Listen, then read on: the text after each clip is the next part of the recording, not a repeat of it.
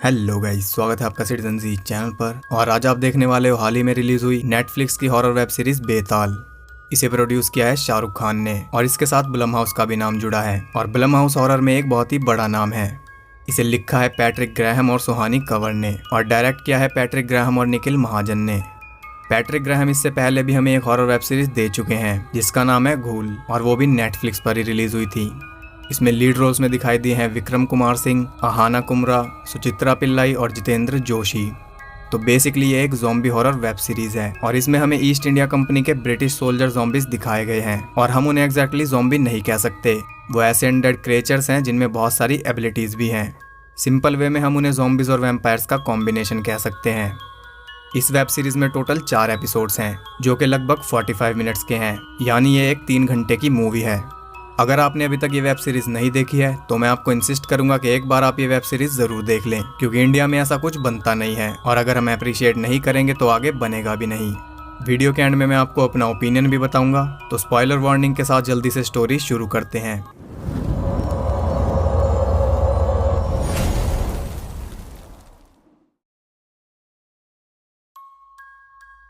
ये कहानी है नीलजा नाम के एक छोटे से गांव की, जो कि मॉडर्न इंडिया का हिस्सा तो था लेकिन सिविलाइजेशन से पूरी तरह कटा हुआ था। उस गांव का एक पास्ट भी है।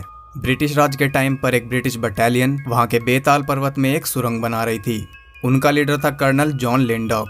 1857 में क्रांतिकारियों ने उस पूरी बटालियन को उस सुरंग में ही दफना दिया था और वो सुरंग आज तक बंद है। वहां के जंगलों में ब्रिटिश बैरक्स भी हैं जो कि अब खंडर बन चुके हैं।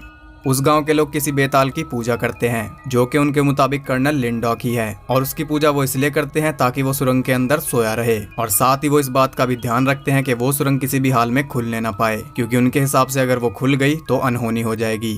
वो जंगल नक्सलियों से भरा पड़ा था और उनसे छुटकारा पाने के लिए सरकार के पास एक ही रास्ता था, उस जगह को सिविलाइजेशन से जोड़ना। इसलिए वहाँ एक हाईवे बनाया जा रहा था और हाईवे बनाने के लिए उस सुरंग को खोलना जरूरी था, क्योंकि ब्रिटिशर्स पहले ही उसे 3/4 पूरा कर चुके थे, लेकिन पूरा गांव इसके विरोध में था। तब कॉन्ट्रैक्टर अजय मधुलवन CIPD फोर्स को हायर करता है, जिसकी हेड थी कमांडेंट त्यागी। उस टीम में और भी होनहार कमांडोज थे, जैसे विक्रम सिरोही, DC आलूवालिया, असद अकबर और उसका न्यूली ज्वाइंट कजन नादिर हक। इस टीम का काम किसी भी हालत में उस सुरंग को खुलवाना था, क्योंकि 24 घंटे के बाद चीफ मिनिस्टर वहां पर इंस्पेक्शन के लिए आने वाले थे, और इस काम के लिए मधुलवन ने त्यागी को कुछ एक्स्ट्रा भी पे किया था। त्यागी अपनी फोर्स के साथ वहां पहुंच जाती है। वहां पर मधुलवन की वाइफ शकुंतला, उसकी बेटी सानवी और सेक्रेटरी भुन्नू भी था। एक ही पल में वो पूरा गाँव उनके सामने आकर खड़ा हो जाता है। सिरोही उन्हें सहयोग करने के लिए कहता है, लेकिन पूरा गाँव भड़का हुआ था।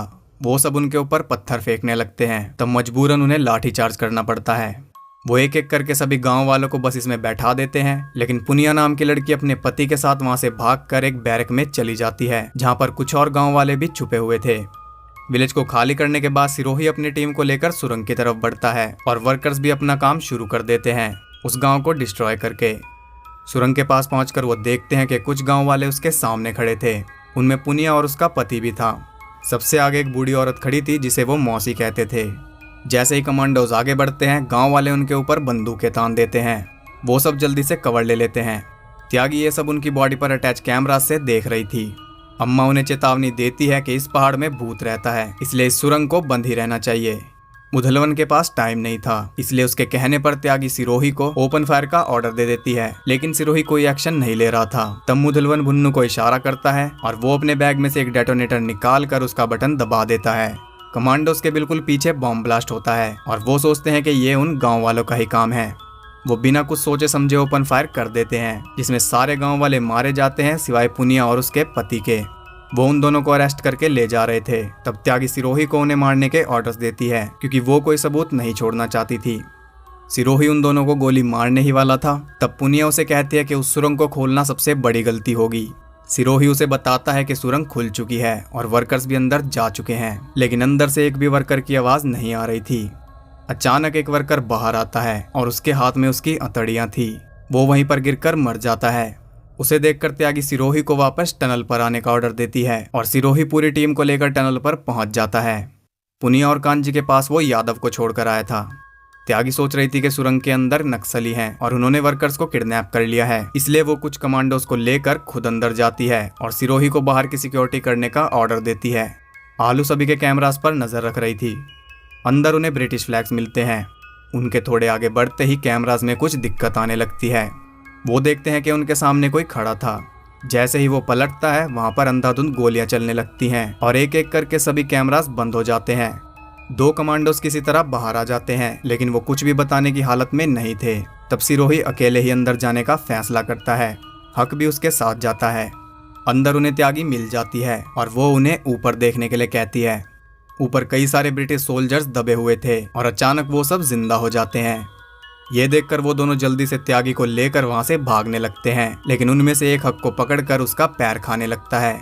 सिरोही बहुत हैवी फायरिंग करके हक को उससे बचाता है। वो तीनों किसी तरह उनसे बचकर बाहर निकल जाते हैं।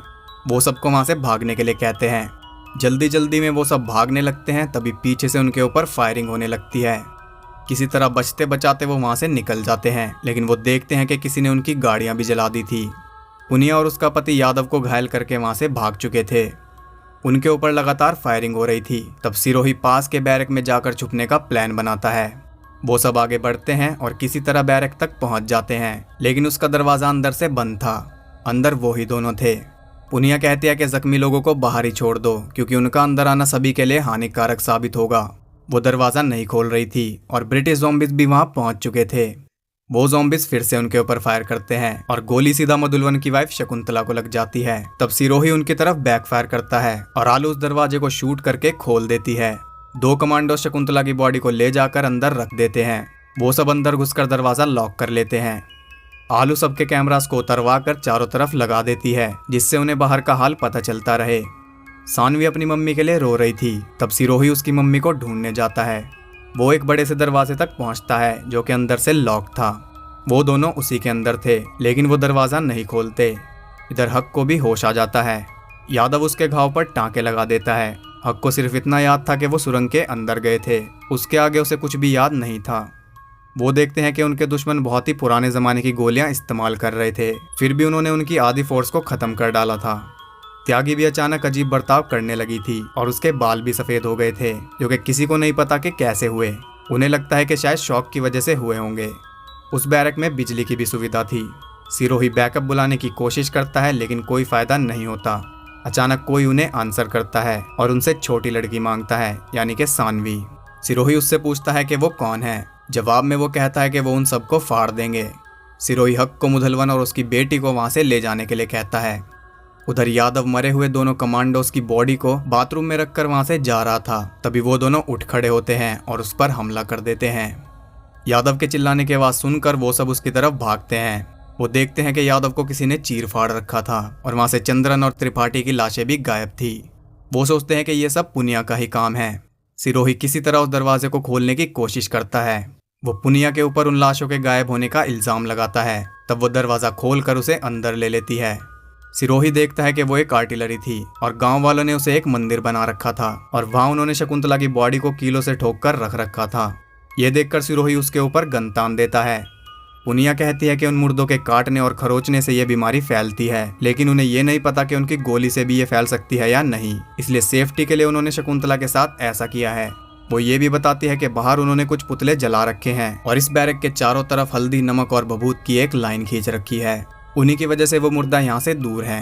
वो उसे आखिरी बार समझाती है कि जो भी बीमार है या मर गया है उसे जला देना चाहिए, नहीं तो वो भी उनमें से एक बन जाएगा। उसकी बात सुनकर सिरोही मिट्टी का तेल लेकर यादव की बॉडी के पास पहुंच जाता है, लेकिन वो अंधेरे में तीर नहीं मारता। पहले वो खुद को तसल्ली दिलाना चाहता था। वो उसके जागने का इंतजार करता है और वो ये देखकर हैरान हो जाता है कि पुनिया सच कह रही थी। वो यादव के टुकड़े करके उसे जला देता है। वो बाकियों को भी ये सब बता देता है, लेकिन उसकी बातें सुनकर उन्हें लगता है कि वो दिमाग से अनस्टेबल हो चुका है। तब आलू टीम का चार्ज ले लेती है और 15 मिनट में वहां से निकलने का ऑर्डर दे देती है। सिरोही जल्दी से हक के पास जाता है, जो कि सानवी के पास बैठा था। वो उसे अकेले में ले जाकर उसका घाव चेक करता है। वो देखता है कि उसका घाव सड़ रहा था।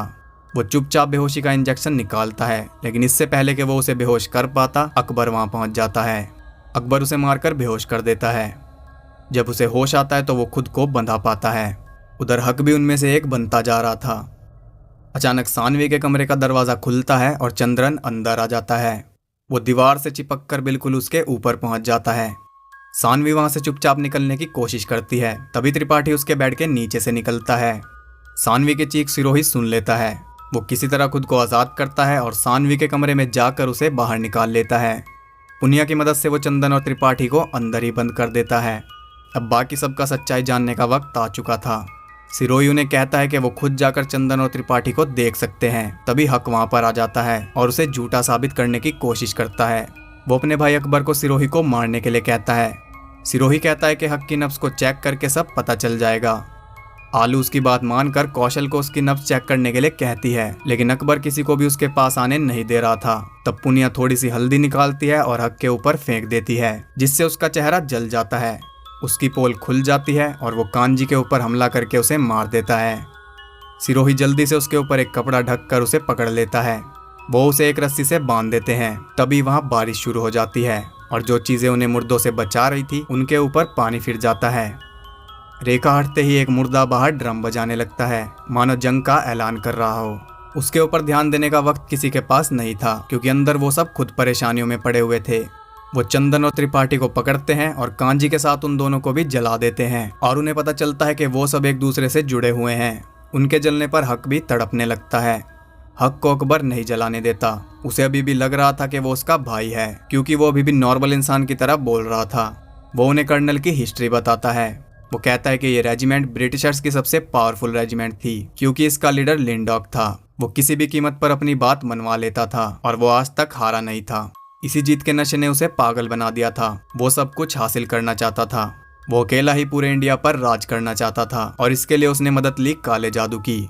जब क्रांतिकारियों ने उन्हें टनल में बंद कर दिया था, तब उसने काले जादू से वहां पर बेताल को जगा दिया ताकि वो उसकी ताकत हासिल कर सके, और इसके लिए उसने अपने इकलौते बेटे की बलि चढ़ा दी थी। बेताल जाग गया और उसने एक एक करके उसके सारे सैनिकों को मार दिया और आखिर में कर्नल भी नहीं बच पाया। हक कहता है कि बच्ची को हमारे हवाले कर दो, फिर शायद हम तुम्हें छोड़ दें। उधर मधुलवन एक किताब पढ़ रहा था जो कि उसे वहीं पर मिली थी। उसमें लिखा था कि जिसके पास भी बेताल की ताकत आएगी वो पहाड़ के अंदर कैद हो जाएगा और वहां से निकलने के लिए उसे एक वर्जिन लड़की की बलि देनी होगी। यहाँ हमें पता चलता है कि कर्नल अभी तक बाहर क्यों नहीं निकला। उसमें यह भी लिखा था कि जिसे वो पोजेस करेगा उसके बाल सफेद हो जाएंगे, जो कि त्यागी के हो चुके थे। अचानक सानवी को त्यागी के पीछे कर्नल दिखाई देता है, लेकिन उसके अलावा वो किसी और को दिखाई नहीं दे रहा था। सानवी वहां से उठकर भाग जाती है। कौशल बाहर खड़े मुर्दे को गोली मार देता है। तभी अचानक त्यागी को कुछ होता है और वो फिर से नॉर्मल हो जाती है। वो फिर से कमांड संभाल लेती है। तभी वो मुर्दा फिर से खड़ा होकर ड्रम बजाने लगता है और इस बार मुर्दों की पूरी फौज उसके साथ आकर खड़ी हो जाती है। वो कैमरा से चेक करते हैं और उन्हें पता चलता है कि वो सिर्फ बैरक के सामने ही हैं, बाकी साइड्स क्लियर हैं। और यहाँ त्यागी अपना ओपिनियन उनके सामने रखती है। वो कहती है कि वो बहुत सारे हैं, इसलिए हमें बच्ची को उनके हवाले कर देना चाहिए। उधर मधुलवन सानवी को लिंडॉक की फोटो दिखाता है और वो उसे बताती है कि त्यागी के पीछे उसने इसी आदमी को देखा था। सानवी कहती है कि उन्हें सिरोही को इसके बारे में बता देना चाहिए। अब मधुलवन बेताल की ताकतों के बारे में पढ़कर उसकी ताकत हासिल करना चाह रहा था, क्योंकि वो पहले ही बहुत लालची आदमी था और बिल्कुल कर्नल के जैसा था। लेकिन कर्नल और उसमें एक फर्क था। कर्नल बहादुर इंसान था और वो एक नंबर का कायर। उसकी बेटी को उसकी सारी सच्चाई पता थी कि गांव वालों को मारने में उसी का हाथ है, और जब वो ये बात उसे बोल देती है कि बम ब्लास्ट उसी ने करवाया था, तब वो बुरी तरह अपनी बेटी को ही मारने लगता है। तब पुनिया वहां पहुंचकर सानवी को उससे बचाती है। वो सानवी को लेकर वहां से चली जाती है। मधुलवन भागकर सिरोही को जाकर कंप्लेंट करता है और वो देखते हैं कि वो दोनों सानवी को लेकर पिछले दरवाजे से जा रहे थे। पुनिया का पति दरवाजा खोलकर बाहर चेक करने जाता है। तभी त्यागी मुर्दों को बता देती है कि वो पिछले दरवाजे पर हैं और सारे मुर्दे भागकर वहां पहुंच जाते हैं। जैसा कि मैंने आपको पहले ही बताया कि वो सब कनेक्टेड हैं, इसलिए त्यागी बिना बोले ही उन्हें ऑर्डर्स दे सकती है। वो ज़ॉम्बिस पुनिया के पति को पकड़कर खा जाते हैं। सिरोही और पुनिया किसी तरह मिलकर दरवाजा बंद करते हैं और आलू सानवी को लेकर वहां से चली जाती है। वो उसे आर्टिलरी में लेकर जाती है और उसे समझा देती है कि वो उसके और सिरोही के अलावा किसी के लिए भी दरवाजा ना खोले, चाहे वो उसका बाप ही क्यों ना हो। और अंदर उसकी माँ की डेड बॉडी पड़ी थी, इसलिए वो उसे वहां से हिलने के लिए भी मना करके जाती है। उधर पुनिया अपने पति को लेकर तैयार बैठी थी। जैसे ही वो उनमें से एक बनता है, वो उसके टुकड़े करके उसे जला देती है। तब कहीं जाकर अकबर को शर्म आती है और वो भी अपने दरिंदे भाई को मारकर जला देता है। सानवी ने आलू को सब कुछ बता दिया था। वो सीधा जाकर त्यागी को करप्शन के तहत अरेस्ट करने लगती है। तभी वो मुर्दों को ऑर्डर्स दे देती है और वो उनके ऊपर हमला कर देते हैं। इसी बीच त्यागी वहां से निकलकर सानवी के पास पहुंच जाती है। सानवी उसके लिए दरवाजा नहीं खोलती। तब मधुलवन वहां पहुंच जाता है और त्यागी को कहता है कि वो कर्नल से एक डील करना चाहता है। उसके कहने की ही देर थी कि तभी कर्नल उसके पीछे प्रकट हो जाता है। मधुलवन उससे उसकी आधी ताकत मांगता है और बदले में वो उसे अपनी बेटी देने का वादा करता है। कर्नल इस डील के लिए राजी हो जाता है। मधुलवन सानवी को बाहर निकालने की कोशिश करता है, लेकिन वो उसके लिए भी दरवाज़ा नहीं खोलती। उधर सिरोही, आलू और कौशल मुर्दों का सामना कर रहे थे। मुर्दों की तादाद बहुत ज़्यादा थी और गोलियों से उनका कुछ बिगड़ नहीं रहा था। वो सब मेन दरवाजे पर जमा हो चुके थे। तब सिरोही ग्रेनेड्स निकालता है और दरवाजे से बाहर फेंक देता है। इससे उनकी प्रॉब्लम कुछ देर के लिए टल जाती है। आलू मॉनिटर पर देखती है कि मधुलवन पीछे का दरवाज़ा खोल रहा था। वो जल्दी से जाकर उसे रोकती है। तभी वहाँ और ज़ॉम्बीज़ आ जाते हैं और इस बार उनके पास भी गन्स थी। वो भी उनके ऊपर फायरिंग करने लगते हैं।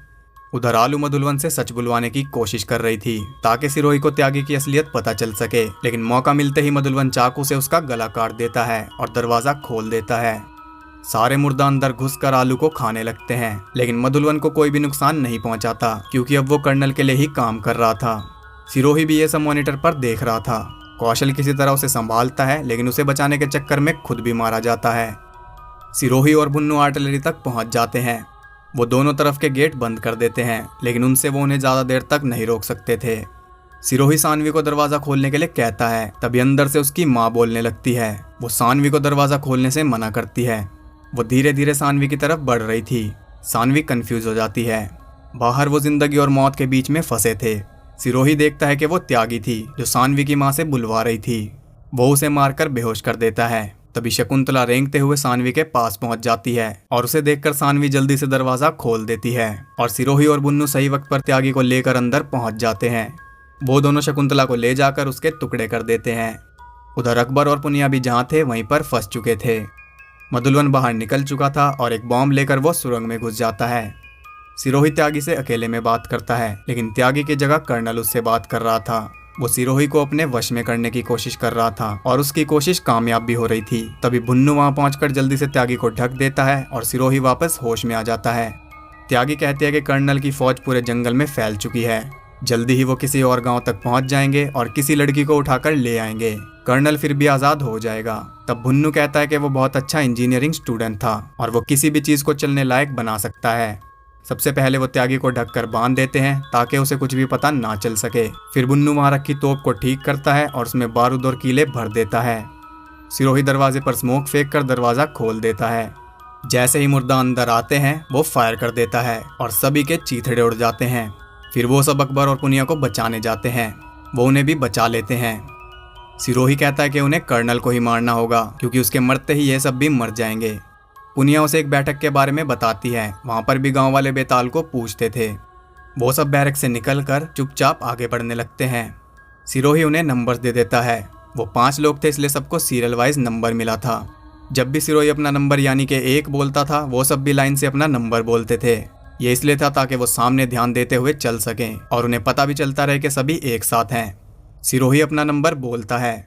उसके पीछे बाकी सब भी अपना अपना नंबर बोलते हैं, लेकिन 5 के बजाय उन्हें 6 तक गिनती सुनाई देती है। सिरोही देखता है कि पीछे आलू खड़ी थी।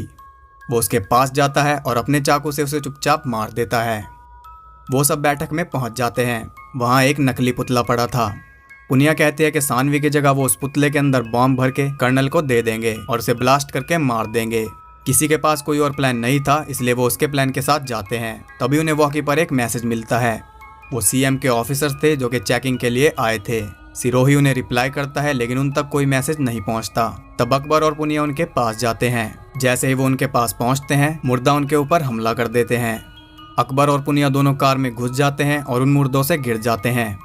उधर पुतले को बांधने के लिए भुन्नू बाहर से कोई कपड़ा लाने जाता है। तभी त्यागी उसे मार देती है। वो अंदर जाकर सिरोही पर भी हमला करती है, लेकिन वो उसके पैर में गोली मार देता है। सिरोही उसे जान से मारने वाला था। वो सानवी को पीछे जाकर कान बंद करने के लिए कहता है। तभी कर्नल फिर से उसे अपने वश में करने लगता है। अचानक सारे मुर्दा पुलिस कार से दूर चले जाते हैं।